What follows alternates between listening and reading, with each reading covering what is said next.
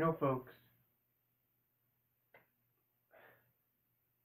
what's funny about places like DeviantArt, about the Sonic fan base, is sometimes they can interpretate things through places like DeviantArt with animations, art, or stories. You know, as you all know, I've talked about this before. There are several people at DeviantArt that are working on the Season project, which is Season 3. And they're doing a fantastic job. It seems I kind of have an idea of what animator they may be working with, or at least getting help with on that project. So with that said, imagine my surprise when I see one person who animates with lip syncing or just animates for the heck of it. He also does comics and stuff. Now his name is Culver something. I can't think of his name. I'll try to provide a link down below. But it seems that he, along with many other fans out there, are very supportive of Tails and Fiona. Just like many fans are supportive of Tails and Nicole. And it seems that now that we're in the soft Retcon reboot, many fans would rather hope for a Tails Nicole than a Tails Fiona. But here's what's interesting about that. I've always had this theory in my mind. Just hear me out. We all know that Ian, many of us have pretty much said, and I've read, and I've talked about it, read people's reactions to it and all that. We pretty much know that Ian Flynn botched up Fiona's heel turn. And according to several sources, he's gone on record to regret what he did. So this is my interpretation. This is what I feel maybe Ian wanted to do before he had to go and do this soft retcon, if you will. This is what I think he wanted to do. I think Ian may have, and this is just my opinion, I think Ian was probably planning on bringing Fiona back. Hear me out. You don't just take a character and do what you did to her, and then look back on it and go like, why did I even do that? What can I do to rectify that? Because there have been many writers, comic book writers, movie writers, that have done that. They've gone on and they've rectified what they've done. And sometimes it takes a different writer or director or whoever to rectify the mistake. One of the biggest examples, let's say from a movie standpoint, is the X-Men films.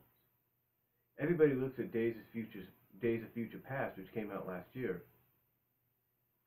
Everybody looks at Days of Future Past, and it's basically retconning everything that happened in X-Men 3, Last Stand.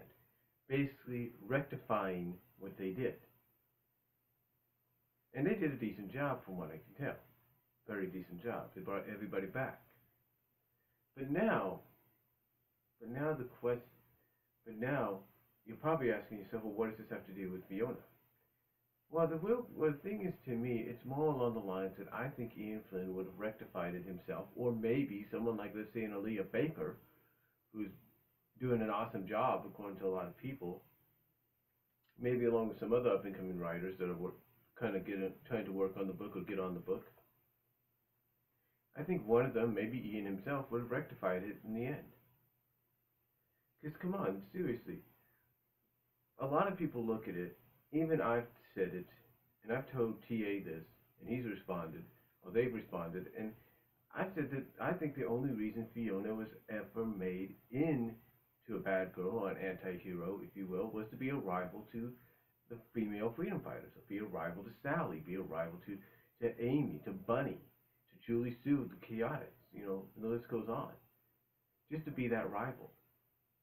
And I know sometimes, and TA pointed out, well, what about Alicia? The anti-Sally. Yeah, she was the rival of Sally, but she wasn't always there. Fiona was. So I think that's why she was created, because at least you would have a female rival living basically in the same system, same dimension as Sally, Bunny, Amy, Mina, you name it. Julie Sue. rude, you name it. So at least you would have somebody there. So to me, I look at it like this. I look at it like this. Even though Ian probably had the best intentions, we can't forget that he was only basically a year into the book. So he was still a bit of a rookie. Looking back on it now from a veteran standpoint and probably getting advice from other writers, past and present, he probably realized he made a mistake and he's admitted it. Which I'm pretty sure if he was given the chance, if not for that behind the scenes lawsuit and all that, that basically changed everything, or caused everything to change, get softly retconned and rebooted, that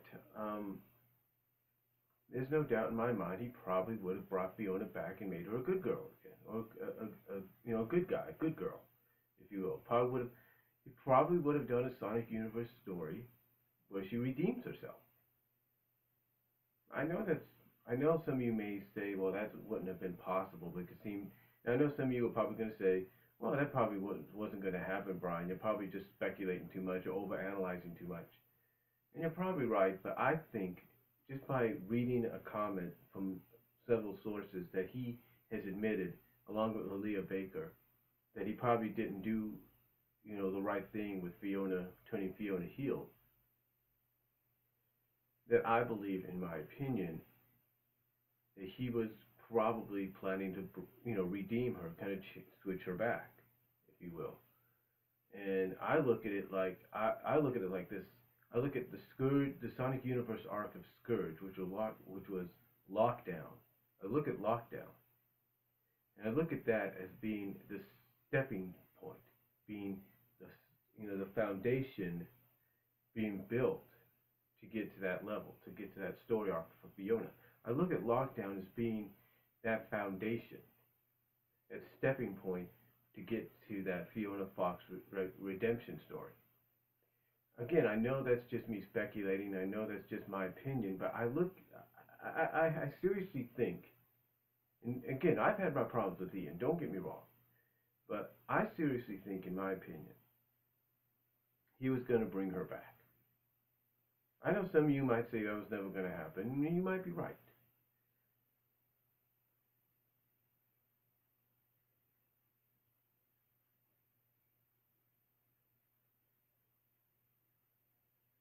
But come on, seriously.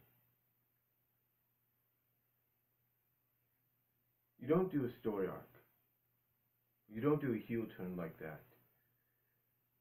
All of a sudden, within your first year, your rookie year as the head writer, and think you're going to get away with it, and not think you're going to get backlash for it.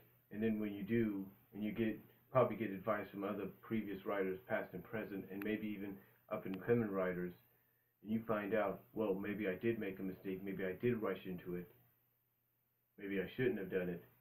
I truly believe if he's sincere in what he said, then I believe, in my opinion, he was going to try to do a redemption story for her. Now, would that have led to a Tails-Fiona relationship down the line? Probably not. And the reason I say this, because like I said at the beginning, you look at DeviantArt, there's a lot of fans that support Tails-Fiona, that wanted to see Fiona get redeemed, wanted to see her come back, wanted to see her get hooked up with Tails. And why? Because from a story aspect, a character aspect, you're giving Tails someone to actually relate, to actually get along with, besides Sonic and Sally and all that. You're giving him someone that he can actually have a conversation with, talk with, hang out with. Now, potentially, yeah, you got that now with Nicole, as a lot of fans are hoping will occur in this new universe, this new continuity, softly rebooted and retconned. You probably have that there, especially with the revelation in Sonic Universe 73 about who Nicole was really based off of. But still, my point is this. I look at Ian Flynn, and if he is sincere in what he said, according to several sources, that he regrets what he did in issue 172, which is almost going to be 100 issues now, that I believe he was going to, I believe, in my opinion, he was planning to redeem her. I believe he was going to probably do another Sonic Universe issue or story arc where you were going to, which was going to be the Fiona Fox redemption. Now I don't know when that would have came out if we didn't have the reboot happen the way it did, or we had the retcon happen the way it did, and if it wasn't for all this legal BS behind the scenes. I don't know when the story would have came out, but I feel we would have gotten something like that. When you think about it now, I believe we would have gotten something like that. And you can believe that, and you could say that was never going to be the case. You can believe what you want, and that's fine. But I look at it like he had something in mind. He had something planned, you know. And we may or may never know. But I just believe, in my opinion, he had something planned. And take that for what it's worth. Take it for what it's worth, but that's just my opinion on it.